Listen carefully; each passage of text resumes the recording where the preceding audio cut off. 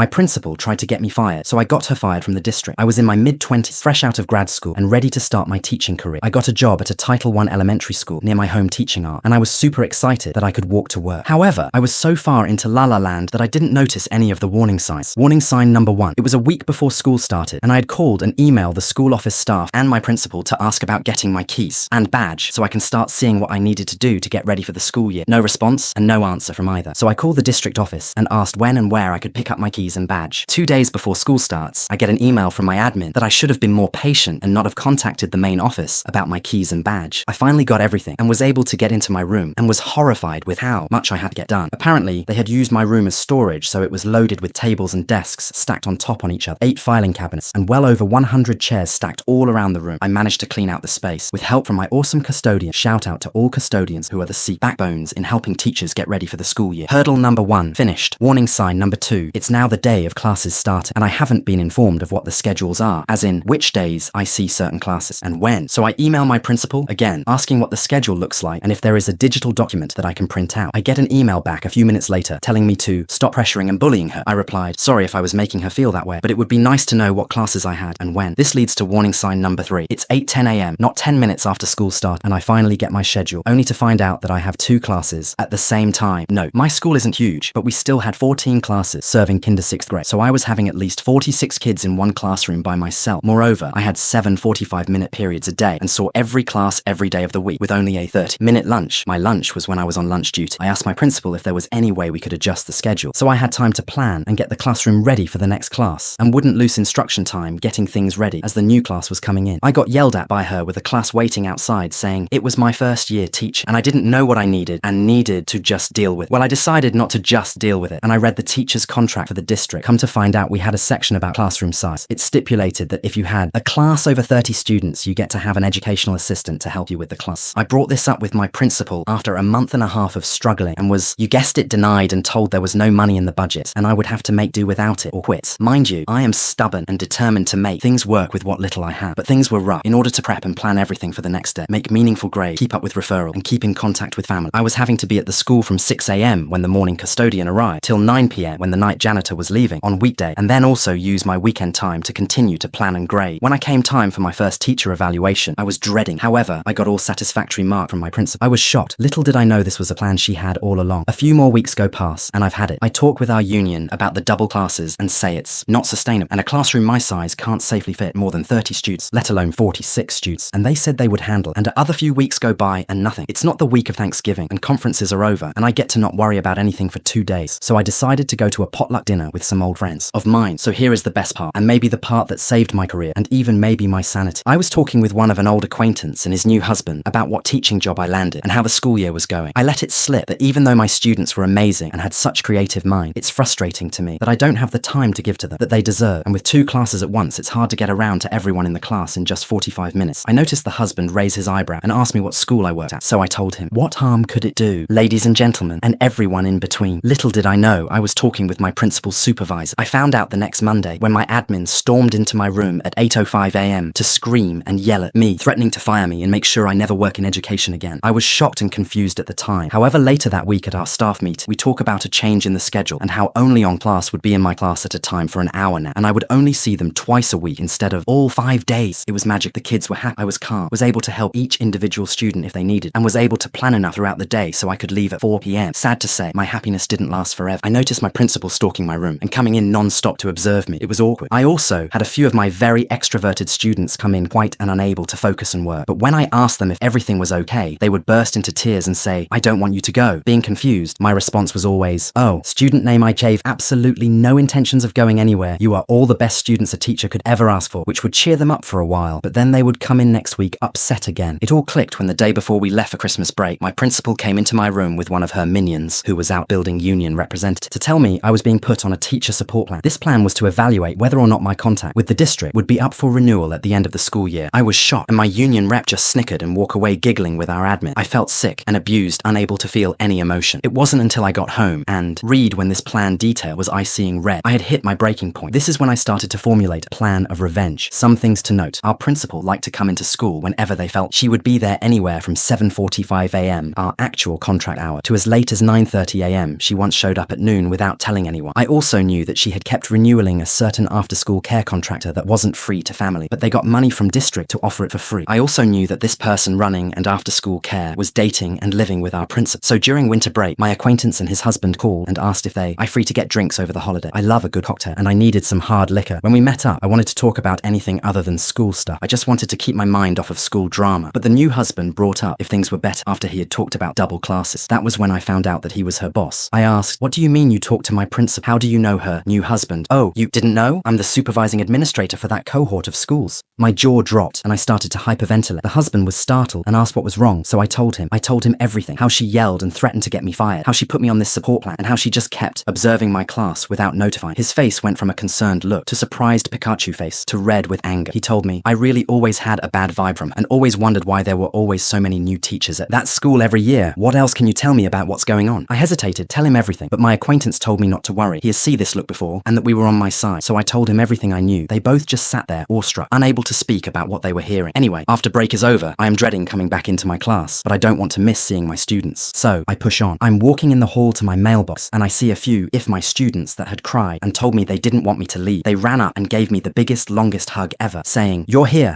Me, of course, I'm here. I wouldn't leave the best students ever. Now would I? Students. But principal said you were going to leave us because you didn't want to be, and we should give you trouble before you left. Me, trying to hold my rage. Oh mate, she talking about how I was leaving for visit family over the break. No need to worry, I'm still here. Yes, this wretched woman tried to purposely make kids misbehave in my class to write me up for not having good rapport with my students. I was beyond livid. So next time I have class with that student, I asked them if they could make a comic book of the conversation they had with my principal when she told them I was leaving and make an ending he wanted. Phase 1 start. Phase 2, I contacted my boss's boss and told him per my contract I wanted another admin to accompany my principal's teacher support observation and I wanted it to be him. He said absolute, but not to tell my principal just yet. The first day of my observation comes and she walks in without a notebook or anything to take any sort of notes, looking proud of herself like she is about to get away with firing me. She is shocked and confused when boss walks in with a laptop and sits next to her and starts typing notes about how I'm doing. She stumbles around and comes to ask me for a notepad to take notes, and I tell her I don't have an extra notepad, but I so have some poster paper. We were making movie poster of a movie we would star in to go without comic books, and that I hope you can be better prepared next observation as to not disrupt my class and take time away from their institutional time. Boss just smirked. Phase 3, I was now calling my new best friend, her boss's boss, whenever she was late getting to school, and he would do a random stop by if he was close. So he was able to document that she was not showing up to work on time and not submitted the paperwork to have it be taken out of her leave minutes. Overall, we get here at least 2 times a week for a solid month. I think he even asked someone from HR to come to our school to see for herself at 9 AM, and she still wasn't even there. Now time for phase 4, which was my favorite one, getting the parents on board. I first started talking to parents that seemed to always be late picking up their students. I would chat about, and they said it was hard to get there on time, and they often had to leave early. And when I told them about our aftercare, they would tell me that it costed too much for them. However, I would inform them that since we are a Title I school, that after-school care was free and paid for by the district, and gave her a nifty flyer. I made up with the website to fill out the forms and which ones to fill out. This made word spread around to parents paying the contractors directly that it was supposed to be free. And boy was that a fun PTA meeting to go to. I also made sure the principal knew it was me that informed the parents about that free after-school care program. After this, there were countless investigations at our school, with head administration from the central office stopping by our school. Auditors and our union finally got involved and tried to play the heroes and victims of this incident. The outcome, the second half of the year was very chill. My new best friend made sure that my teacher support plan was taken off my teaching record, and my principal was not allowed to do my second term evaluations, nor was she allowed to do any informal observations. The after-school care contractor was fired and taken over by one recommended by the district, and my students were making amazing strides in their posters and comics. At the end of the year, when we were getting our assignments jobs for next year, my principal made one last attempt to get me to leave and told me our budget doesn't have the funds for an art teacher next year and that I might want to see employment elsewhere. I laughed in her face and said, nice try, my position is paid for by a state bond and isn't affected by your budget from the district. If there isn't anything else, I'll be leaving now, and walked out. I could hear her slam her desk and swear up a storm as I closed the door. At the end of the year, I had my one student share his comic book about how the principal told him to give me trouble in class at our school's talent show, leaving the already pissed off parents more pissed that an adult would tell a child to act in such a way. I even think she had a shoe thrown at her when she ran on stage to stop him from finishing his comic. To the surprise of no one, the last day of school she announced on the intercoms after students had left that she would be resigning from our school to move to a different position where she was needed and that she would miss almost all of it. I came to find out after stalking her on LinkedIn 2 years later that she had to get a job out of the district an hour drive away to get another admin job, but only stayed for a year and then had to step down to teaching English at a different school in another district the next year. And for those of you wondering how my student's comic book ended, well, the art hero rallied the students against the anger principal to make her see the errors of her her ways, but the angry principal could not become happy, so she left, and the power of happiness filled the school once again.